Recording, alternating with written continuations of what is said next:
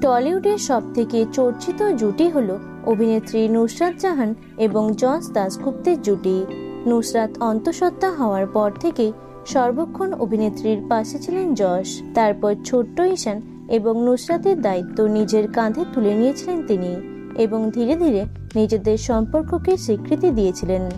তবে জানো কি, এর আগেও 7 পাকে বাধা পড়েছিলেন তিনি, এমনকি তাদের একটি সন্তানও আছে।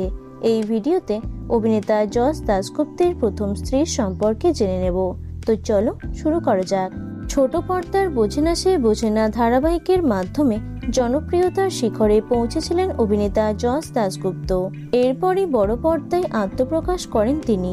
তবে বাংলা ধারাবাহিকের আগেও অসংখ্য হিন্দি ধারাবাহিকে অভিনয় করেছিলেন তিনি। বড় পর্দায় বেশ কিছু সুপারহিট ছবিতে কাজ করলেও পাকাপাকিভাবে অভিনয় জগতে তিনি জায়গা করে নিতে পারেননি। কিন্তু ব্যক্তিগত জীবন নিয়ে তিনি সবসময় চর্চায় থাকেন। বিশেষ করে তার আর নুসরাতের সম্পর্ক নিয়ে কটাক্ষের শেষ নেই নেটিজেনদের মধ্যে।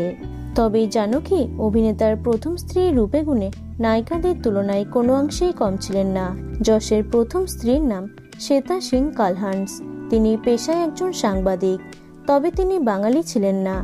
বর্তমানে মুম্বাইয়ের বাসিন্দা তিনি।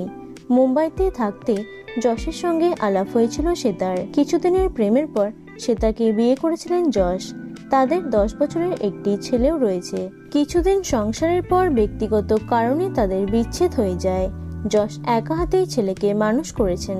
বিচ্ছেদের পর আর বিয়ে করেননি শ্বেতা। বর্তমানে প্রাক্তন স্বামীর সাথে কোনো রকম যোগাযোগ না রাখলেও তিনি যতটা সম্ভব ছেলে রিয়াংশের সাথে যোগাযোগ রাখেন। অন্যদিকে কলকাতায় অভিনেত্রী নুসরাত জাহানের সাথে 2 ছেলে ঈশান এবং রিয়াংশকে নিয়ে সুখে সংসার করছেন অভিনেতা। যশের ছেলে রিয়াংশের সাথে খুব ভালো সম্পর্ক নুসরাতের। তো বন্ধুরা, নুসরাত এবং যশকে তোমাদের কেমন লাগে অবশ্যই কমেন্টে জানিও। ভিডিওটি লাইক এবং শেয়ার করো।